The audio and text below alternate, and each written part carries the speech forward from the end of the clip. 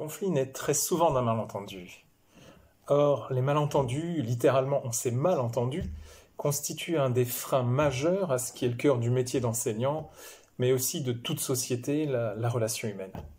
La tentation est grande de renvoyer à l'autre, le parent d'élève, le collègue, l'enfant parfois, la responsabilité de ses actes, de ses choix, de ses mots. Les deux mots les plus brefs et les plus anciens, oui et non, sont ceux qui exigent le plus de réflexion, disait Pythagore. Communiquer, oui, communiquer, ça s'apprend. Oui, mais quand ? Quand, à quel moment dans notre parcours de vie, scolaire et professionnel, apprend-on véritablement à communiquer ? Communiquer s'apprend certes, mais tout ce qui touche à la patte humaine ne peut s'enfermer dans une méthode qu'il suffirait de suivre de A à Z pour réussir toujours à bien communiquer.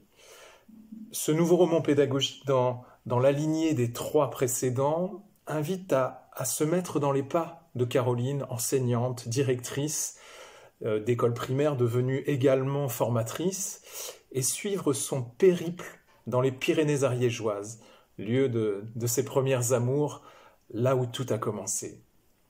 Au gré des rencontres insolites, au détour de sentiers escarpés comme de cascades bouillonnantes ou d'estives herbacées, elle va explorer les différentes stratégies d'une communication la plus sereine et positive possible.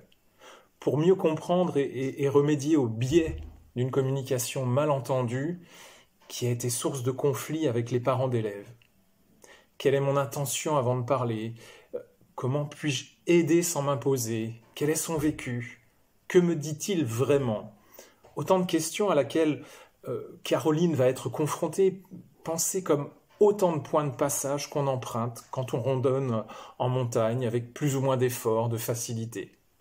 Un cheminement pour l'aider à tirer les fils d'une communication toujours délicate, en prenant le temps de faire un pas de côté, s'arrêter, se tromper, s'égarer parfois, revenir sur ses pas, se rencontrer avant de rencontrer.